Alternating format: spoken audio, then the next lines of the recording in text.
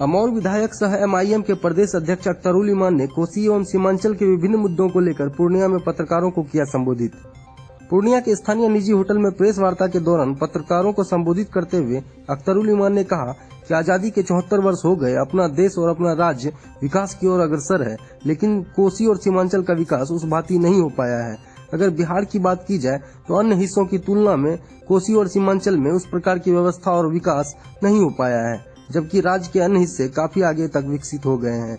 सरकारी अनदेखी के कारण शिक्षा, स्वास्थ्य, रोजगार की ओर ध्यान नहीं देने के कारण यह क्षेत्र गरीब और पिछड़ा हो गया है, जबकि दूसरी ओर हर वर्ष बाढ़ प्रभावित होने के कारण कोसी सीमांचल का इलाका में अपार क्षति हुई है। निरक्षरता और बेरोजगारी के क्षेत्र में कंगाल कर दिया है और 2 वक्त की रोटी के लिए सबसे ज्यादा पलायन इसी क्षेत्रों से मजदूरों का हुआ है।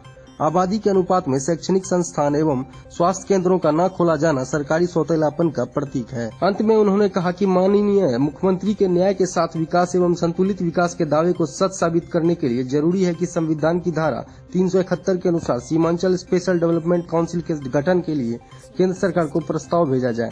साथ ही एमआईएम बिहार ने यह तय किया है सीमांचल की समस्याओं के समाधान के लिए सरकारी तौर पर कोई पहल नहीं हुआ तो अपने राजनीतिक दायित्व एवं अधिकारों का प्रयोग करते हुए जन आंदोलन एवं जन जागरण अभियान की शुरुआत की जाएगी। इस मौके पर एमआईएम के प्रदेश अध्यक्ष के साथ बायसी, बहादुरगंज एवं कोचाधामन के विधायक भी उपस्थित रहे। एमआईएम ने शुरू दिन से सीमांचल के साथ हो रही नाइंसाफियों की लड़ाई का आगाज किया है और हम लोग अभी पिछले दिनों में 28 तारीख को माननीय मुख्यमंत्री से मिले हैं। सीमांचल पूरे राज्य में सबसे ज़्यादा निरक्षर, सबसे ज़्यादा बेरोजगार, सबसे ज़्यादा गरीब, प्रति व्यक्ति आय की दृष्टि से भी सबसे निम्न स्तर पर है और शिशु मृत्यु दर भी पूरे राज्य में सबसे अधिक है। बीमारों की संख्या भी सबसे ज़्यादा है सरकारी अनदेखी के कारण और ये इलाका गरीब होकर रह गया है और पलायन होने पर मजदूर है। दूसरी तरफ प्राकृतिक आपदा के तौर पर हर साल बाढ़ ने यहाँ के किसानों को भी मजदूर बनने पर मजबूर कर दिया है।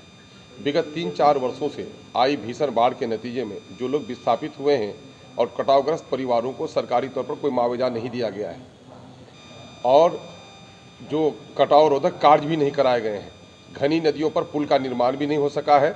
इन तमाम तर मुद्दों को लेकर हम लोगों ने एक लड़ाई शुरू की है कि इस वक्त पटने की राजधानी से सबसे दूर अगर कोई क्षेत्र है तो पूर्णिया कमिश्नरी का इलाका है। सच तो ये है कि अविभाजित बिहार में जिस तरह रांची को द्वितीय राजधानी का दर्जा मिला था, पूर्णिया को भी वो दर्जा मिलना चाहिए। या एम्स का ब्रांच होना चाहिए। अलीगढ़ की साख के काम में तेजी बढ़ानी चाहिए। आबादी के अनुरूप यहाँ पर शैक्षणिक संस्थान और स्वास्थ्य के केंद्र खोले जाने चाहिए और यहाँ पर रोजगार की उन्मुखी कार्यक्रम चलाए जाने चाहिए और छोटे छोटे जो यहाँ पर इंडस्ट्रीज स्थापित हो सकते हैं उसके लिए प्रयास किया जाना चाहिए। सरकार ने अब तक इस मामले में अनदेखी की है। यही वजह है कि हम लोगों ने जीतने के बाद से ही प्रखंड पर भी सूचना दी है, प्रखंड को भी आगे बढ़ाने का काम किया है, लेकिन जिला स्तर से लेकर तमाम तर विभागों में अपने क्षेत्र की समस्याओं के ताल्लुक से पत्र और आवेदन दिया है कि इनका निदान किया जाए, विशेषकर बाढ़ का निदान किया जाए, पुलों का निर्माण किया जाए। और हम लोगों ने मंत्रियों से भी इस सिलसिले में मुलाकात की है। तीसरी कड़ी में हम लोगों ने माननीय मुख्यमंत्री से 28 तारीख को मिलकर सीमांचल के इन तमाम तर समस्याओं, उनके पिछड़ेपन के निदान के लिए विशेष योजना बनाना और सीमांचल पर ध्यान देने के लिए आग्रह किया है। आगे हम लोग महामहिम राज्यपाल को भी सीमांचल के साथ हो रही नाइंसाफियों के खिलाफ अपना मेमोरेंडम ज्ञापन देने जा रहे हैं कि माननीय मुख्यमंत्री का दावा है कि साहब न्याय के साथ विकास बिहार में हो रहा है, तो हमारे साथ ये अन्याय क्यों है?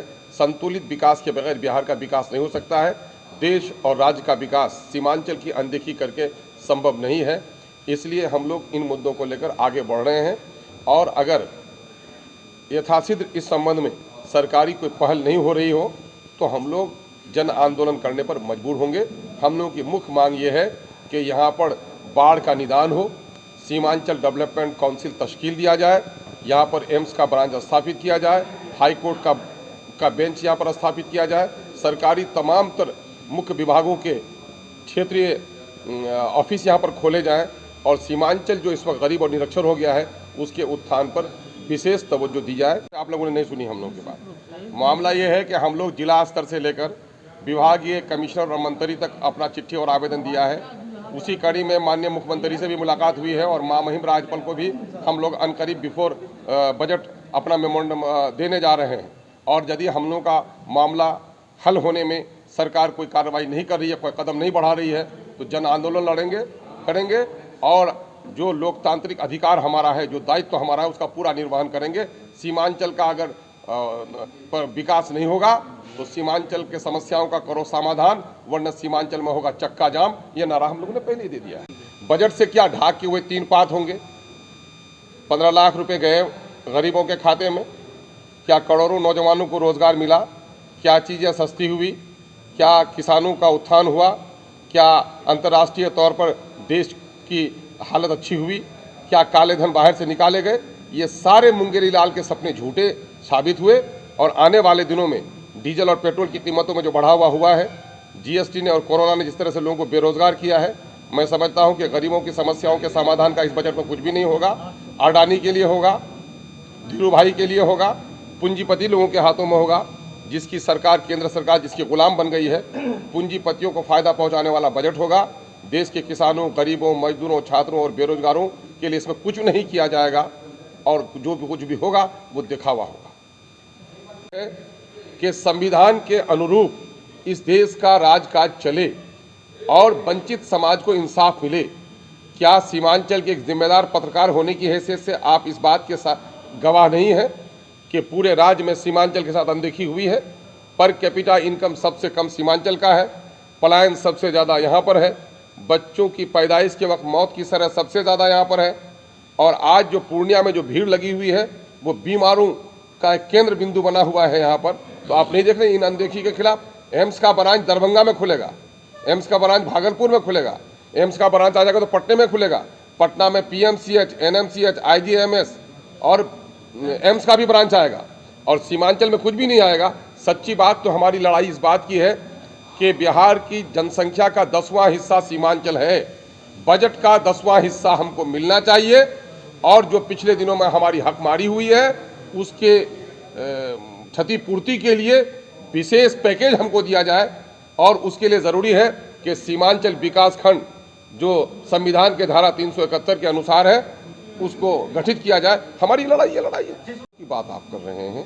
जब तक बीजेपी के साथ जदयू है तो वहाँ के बारे में तो सोचना भी हमारे लिए पाप है। तो जाने का सवाल कहाँ से पैदा होता है?